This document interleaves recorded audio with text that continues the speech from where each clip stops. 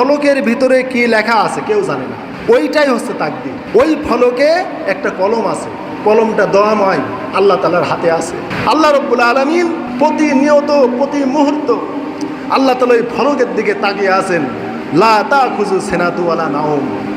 এই যে আল্লাহ ওই ফলকের দিকে তাকিয়ে আছেন, তাকদীর একটা গায়েবের বিষয়। পৃথিবী সৃষ্টির আগে আল্লাহ তাআলা কলম সৃষ্টি করলেন। ভালো করে বুঝেন তাকদীর কি জিনিস। এই তাকদীরের প্রতি ঈমানটাই আপনার হৃদয়ে প্রশান্তি আসবে, তাছাড়া আপনি কোনোদিন প্রশান্তি পাবেন না হৃদয়ে।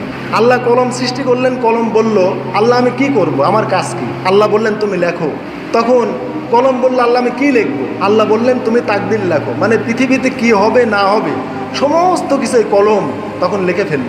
যে জিনিসটার উপরে লিখেছে ওইটা হচ্ছে একটা ফলক বা একটা পত্র। ওইটাকে আল্লাহ কোরআনে বলেছেন ইমামিম মুবিন, ওয়া কুল্লা শাইইন আহসায়নাহু ফি ইমামিম মুবিন। ওইটাকে আল্লাহ তাআলা সূরা ইয়াসিনের মধ্যে বলেছেন একটা স্পষ্ট একটা ইমাম। কোন জায়গায় বলেছেন কিতাবুম মুবিন, একটা সুস্পষ্ট একটা কিতাব। আল্লাহ সূরা বুরুজে বলেছেন লাউহে মাহফুজ, একটা সুরক্ষিত একটা ফলক। ফলক মানে কি? একটা পেজ, একটা পেপার বা একটা পত্র, একটা ফলক। ওই ফলকে আল্লাহ তাআলা ওই কলমে একটা তাকদীর লিখেছেন। ওইটাকে বলা হয় কিতাবুম মুবিন, একটা স্পষ্ট লিখিত কিতাব, একটা লাউহে মাহফুজ, সুরক্ষিত ফলক। কেন বলা হয়েছে সুরক্ষিত ফলক? কেন? আল্লাহ তাআলা যে তাকদীর একটা ফলকে লিখেছেন বা একটা পত্রে লিখেছেন, ওই পত্রটা যদি আল্লাহ সংরক্ষণ না করেন তাহলে ফেরেশতা ওই পত্রটা দেখে ফেলবে, মানে গায়েব তখন জেনে ফেলবে। তাহলে ওই পত্রটা যদি আল্লাহ সংরক্ষণ না করতেন তাহলে ফেরেশতারা বা অন্য যে কেউ বা জিন শয়তান এরা যেহেতু আসমানে যেতে পারে বা কোনো একটা কারণে এরকম কোনো মাখলুক ফেরেশতা হোক বা যে কেউ হোক ওই তাকদীরটা বা অজানা বা গায়েবটা জেনে ফেলতে পারতো তারা। ওই জন্য আল্লাহ তাআলা ওইটা সুরক্ষিত করেছেন। ওইটা বিভিন্ন জবরজদ ইয়াকুত বিভিন্ন পাথর দিয়ে ওই ফলকটা বাউন্ডারি দিয়ে রেখেছেন। তো আল্লাহ তাআলা ওই ফলকটা ওই তাকদীরটাই সমস্ত কিছু লেখে ওটা জবরজদ ইয়াকুত বিভিন্ন পাথর দিয়ে আল্লাহ সুরক্ষিত করেছেন। ওই ফলকের ভিতরে কি লেখা আছে কেউ জানে না, ওইটাই হচ্ছে তাকদীর। ওই ফলকে একটা কলম আছে, কলমটা দয়াময় আল্লাহ তাআলার হাতে আছে।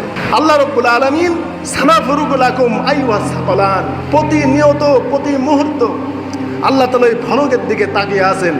লা তাখুযু সিনাতু ওয়ালা নাওম। এই যে আল্লাহ ওই ফলকের দিকে তাকিয়ে আছেন ওইটা হচ্ছে একটা মনিটর। ওইটা এই দুনিয়ার একটা মনিটর মনে করতে পারেন। আর ওই মনিটরে শত শত হাজার হাজার ক্যামেরা লাগানো হয়, বিভিন্ন রুমে রুমে ক্যামেরা লাগায়া হয়, লাগাইয়া ওই তারগুলো মনিটরের সাথে সংযোগ করা হয়। তো ওই ফলকটাকে একটা মনিটর মনে করতে পারেন। আর এই পৃথিবীর বিভিন্ন অংশে আসমানে জমিনে বিভিন্ন দিকে আল্লাহ তাআলা বিভিন্ন ক্যামেরা সেট করেছেন, ধরে রাখেন। ওই মনিটরে ওই ফলকে আল্লাহ তাআলা একেবারেই তাকিয়ে আছেন। এক সেকেন্ডের জন্য আল্লাহ তাআলা চোখ বন্ধ করেন না। লা তাখুযু সিনাতু ওয়ালা নাওম। ওই ফলকেই ওইটাই হচ্ছে কন্ট্রোল। এই পৃথিবী কন্ট্রোল করার বা পৃথিবী পরিচালনা করা স্টিয়ারিং বলতে পারেন। ওই ফলকটা আল্লাহ তাআলা সবসময় পরিচালনা করছেন। ওই কলম দিয়ে যখন কোনো মানুষের যখন মৃত্যুর সময় হয়ে যাচ্ছে, হায়াত শেষ হয়ে যাচ্ছে, ওই কলম দিয়ে তার নামটা মুছে দিচ্ছে।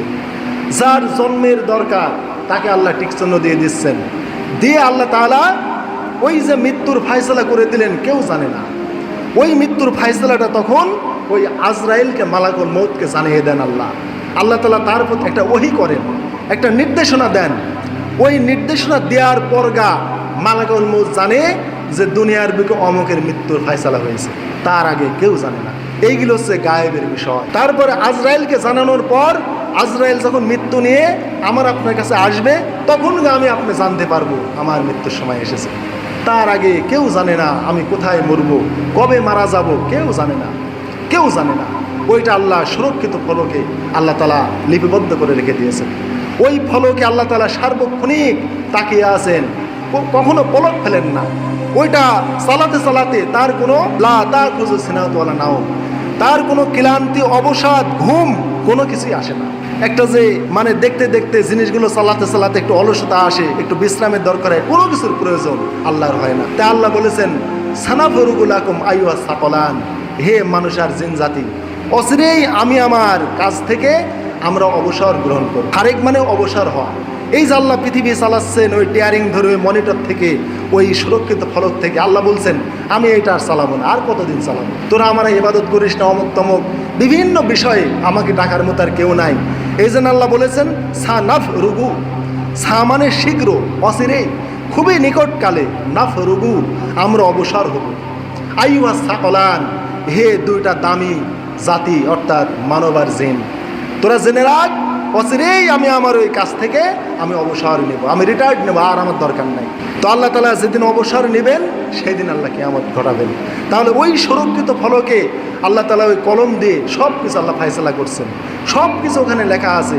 অতএব আমাকে বিশ্বাস করতে হবে যে আমার জীবনে যা কিছু ক্ষতি হচ্ছে ওই ফলকে লেখা আছে, ওটা আমি যা পাচ্ছি, যা অর্জন করছি, এটাও আল্লাহ তাআলার ওই ফায়সালাতে।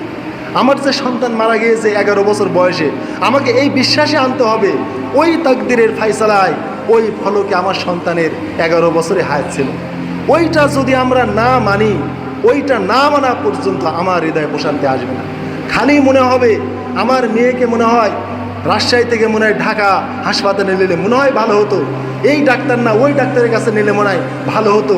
এই রকম পেরেশানিতে আপনি ভুগবেন, কখনো আর প্রশান্তি পাবেন না। কিন্তু যখনই আপনি বিশ্বাস করবেন তাকদিরে যে ওই আল্লাহর ফায়সালা অনুযায়ী সব কিছু হয়েছে, তখনই কেবল হৃদয়ে আপনি সান্ত্বনা আনতে পারবেন। এই জন্যে তাকদিরের প্রতি ঈমান এটা আমাদের অত্যন্ত জরুরি বিষয়।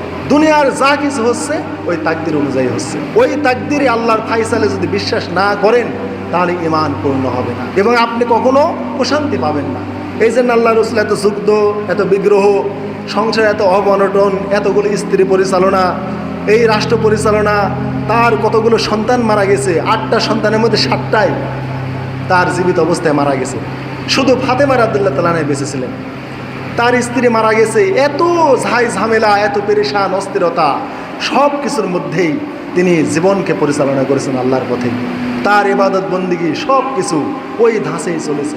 এই জন্য আমরা যখন আল্লাহ তাআলার সেই তাকদিরের প্রতি আমরা ওই রকম মজবুত ঈমান আনবো, তখন এই দুনিয়ার কোনো কষ্ট, ক্লান্তি, কোনো পেরেশান, কোনো অস্থিরতা, কোনো অভাব অনটন আমাদেরকে আর আল্লাহ থেকে বিমুখ করবে না।